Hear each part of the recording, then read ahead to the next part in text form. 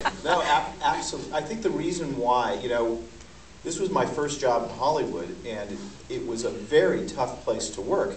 I mean, most writers, if you know the show well, don't last more than one episode. Chris was like, like bringing somebody else, and that's what made the show so good, was how demanding it was. But it was high pressure, very stressful, and long hours, and it was my first job, and I didn't know what I was doing.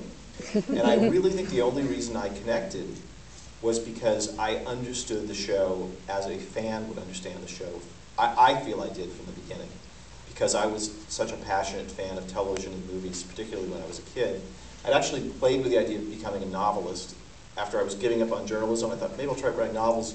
And I realized, as much as I love novels and literature, this is really my thing. It's TV and movies.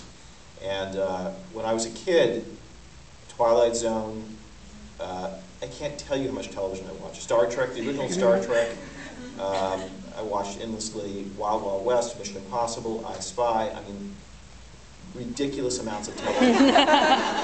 And I have to say, because it was before VCRs, let alone DVDs and online, you had to be glued to the set because you didn't know if you'd ever see it again. And so I think there was a kind of intensity to my viewing experience that you really would have to see. Now you get it by repeated viewings, I guess, but back then it was really like, don't bother me. I'm really watching this. And it it took a big place in my imagination, TV shows and movies, and I would watch them over and over and over again. I'd go to the movies over and over again. So I completely relate and completely connect to it. And I think I look for meaning in things. And, for better or worse, I look for meaning in life, which may not have any meaning. But I think people who are attracted to something like The X-Files are doing the same thing. And it's because they find meaning that they're so excited by it, meaning that resonates with them. There's a essay by Emerson that's one of my favorite pieces of writing ever, and I know Chris really loves it too, on self-reliance, and he talks about the power of art when you see your own rejected ideas come back at you. And I love that experience. It makes you feel less alone somehow.